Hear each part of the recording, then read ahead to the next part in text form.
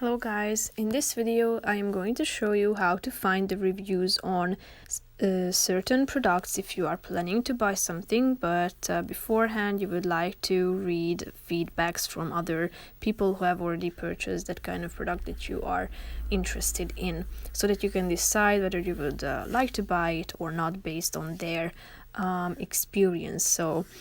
But first I just want to mention, please don't forget to subscribe to my channel, because at 10,000 subscribers I am going to show you my whole YouTube revenue statistics and growth strategy, how to make money online. So let's jump into it.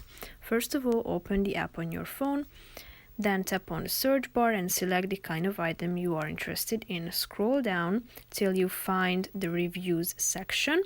Simply click on it, and now all the 192 reviews are available to you.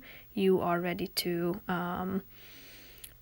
read all of them if you feel like to do so, and you can decide whether you would like to purchase it or not based on these feedbacks. So that's pretty much it for this video. I hope you found it helpful. If you did, please consider subscribing to my channel, and see you in the next video. Bye bye.